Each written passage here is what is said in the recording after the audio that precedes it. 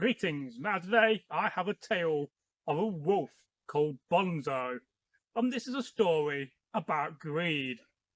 Now a long time ago, in the medieval age, the age of the Saxons and later the Norse and then the Anglo-Normans, there lived a wolf. And he was a very naughty wolf.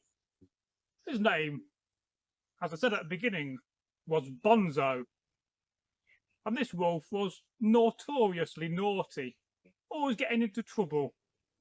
One day he got caught in a pen of chickens and got chased out by a Saxon. Another time he chased a rabbit down a hole and got his head stuck in the rabbit hole and took some time to get out. Another time he chased a stork, a large bird, and he jumped to get the bird and fell into a lake and got all wet. Another time he chased a young Saxon warrior who had a shield, and he quite fancied biting the edge of the shield because it was made of rawhide and he could smell the rawhide on the shield edge.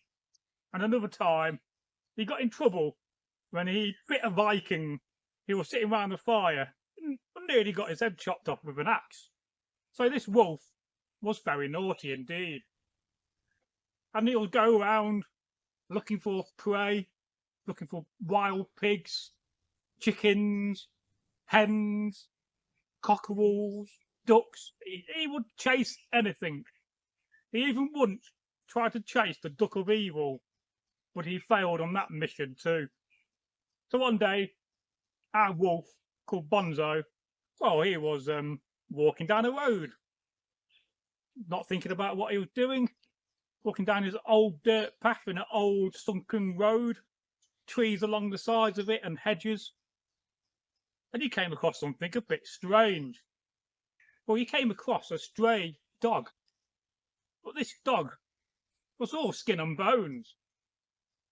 Now, our dog in question used to live in a village, but he was a naughty dog as well, and got chased off by his owner, and could not stay in the village anymore, so he decided to be a roaming, wandering dog. But he was not very good at hunting.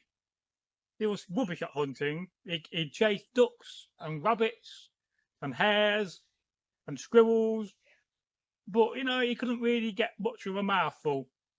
He survived the small things like frogs and toads and mice, which he managed now and again to catch, and also found on the edge of the village the old rubbish pit where they threw things away and managed to get a few bones now and again out of the pit. And sometimes this old lady would throw him a bit of old meat. But he was generally not a very good dog when it came to hunting his food. And so after a time of being abandoned in the wild to be a wandering, nomadic dog, he became very skinny. Skin and bones. A poor dog, I'm sure you agree. So this wolf, Bonzo, was walking down this old country path that dates way back in time to the Bronze Age and the Iron Age and the times when people had lived on the land for generation after generation. And he came round the corner and saw this dog walking down the path. And he said, hello, hello, who are you? I said, oh, I'm a stray dog. I'm looking for food. He said, oh, I'm a wolf. My name's Bonzo, and I'm going to eat you for my dinner because I'm bigger, I'm faster, got bigger teeth than you. Well, the dog, he wasn't a daft dog. He wasn't stupid. So he used his brain, his best weapon, other than his teeth and paws. And he said, well, you don't want to eat me.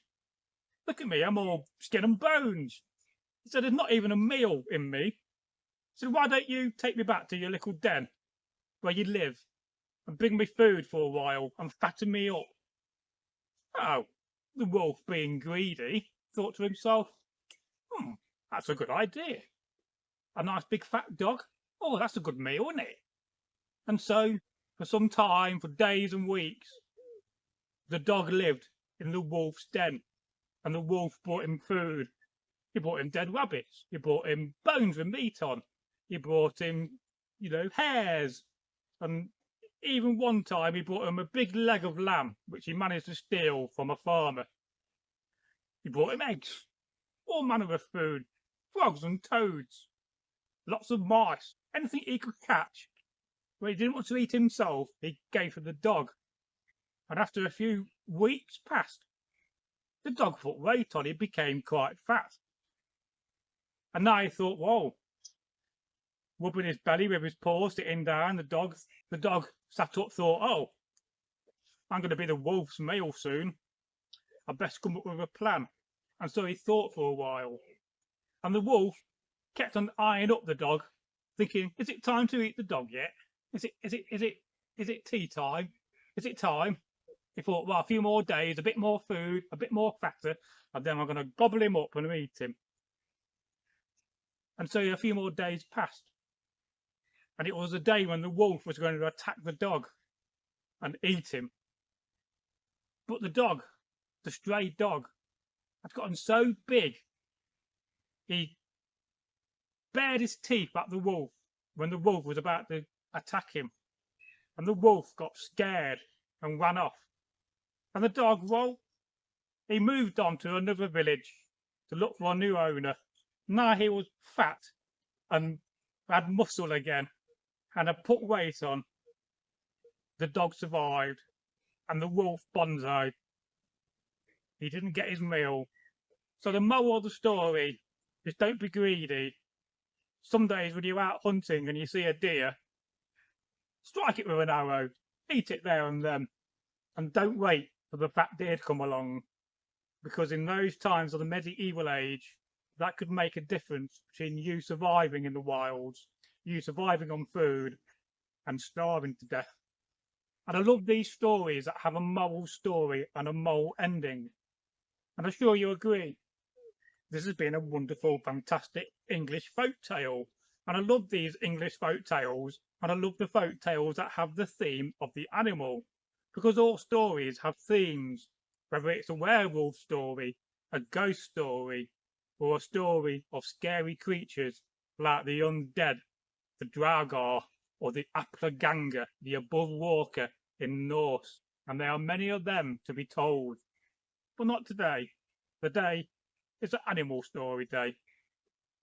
So leave a comment, subscribe if you're new to the channel. We love our stories and we love our history.